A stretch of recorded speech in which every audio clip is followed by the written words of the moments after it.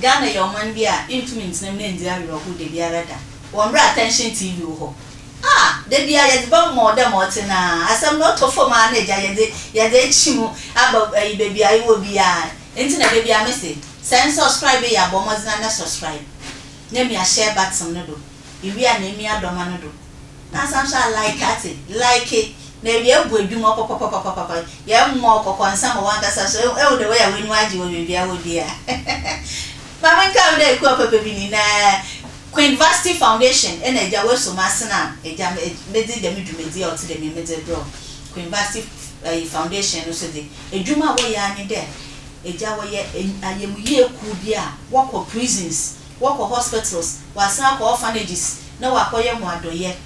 Bible say, I am a wuniano, 9 year me radio, I say radina ben ye shell, or say share. Made the fias and one mission. May I read one mission. Minya some no so, on so cry no so one chair when you are mission cry. No say, oh, Major made up and then I could be fiazi, or say you. Them are only be other prisons, in some prisons, another uncle prisons, uncle Shannon, and now won't be a or that hospital when young Wabino, uncle Yaman Nintino, and young me ratty, or Sunday I mean, or winning a young way rather. Yemia. Ye mimi ya misumi ye wunia ehu hia ho ye ho ana chede nyankopon na ye hu enti bomode na fa mo na mes na oritwagu ho ase ho no ankasa screen ase ho no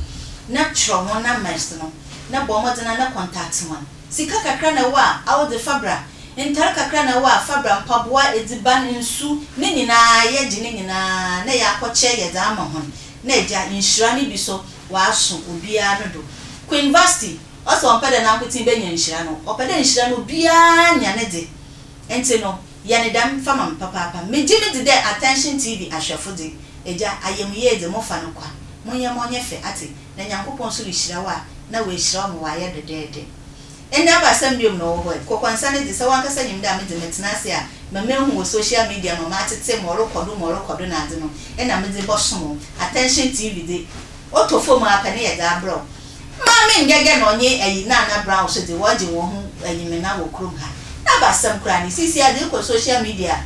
Maame Ng3g3 o Naana Brown o Maame Ng3g3 o Naana Brown o nkati granite paste ayi ntokwa na wo ko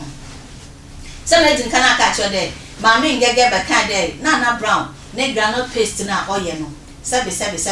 oye poison se obi na edwuma oye no onya tefle kaka na otafre no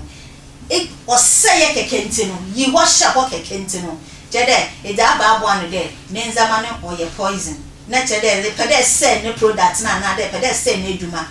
e bia susu want na bia say nyedem e na Naana Brown so no susu ye nipa bia no so no ho njo dem na no so wa ba reply o no na no so nsam o de be so nya asam ketwa o so Kwasia Baa sabi Kwasia Baa Wodam oni dinya ni nyina ne mutum ma keka no road o ya sam kete krama no Naana Brown do baka onya sam gitu ena Naana Brown baka de na wo Maame Ng3g3 read de me meyi me product na me ye no me ton no o ye poison there obanda na baka e wo satu wo nsayem ibo bu nkotodwa wo menim de but osrama me mbo madina na me send obi na mfambra UK ho na tan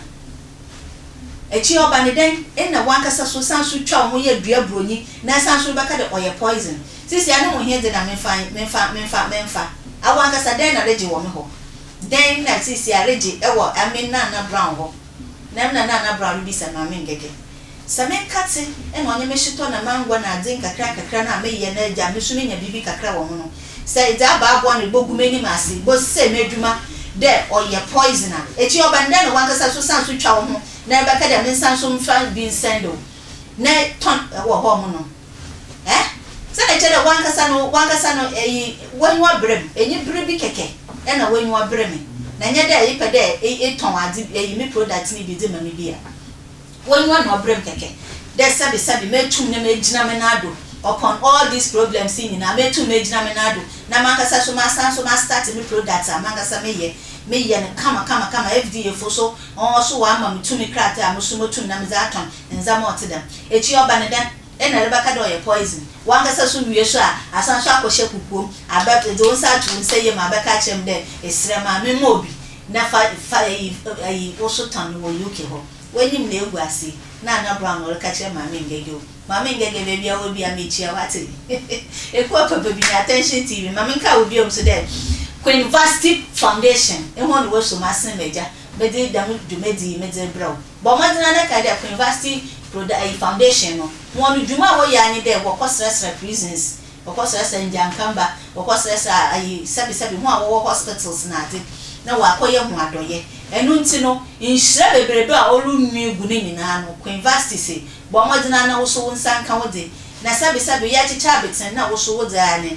nti bo madina na wo so fa na ma na olu twegu e screen na se no na tro na bi won din kita ho onya chinchinchiran bia kakra bi na ja wo so de ba na ye da akọ boa njanka na inhira no wo so enya wo chefa Attention TV ni ekua papa bi ni meda wase bebre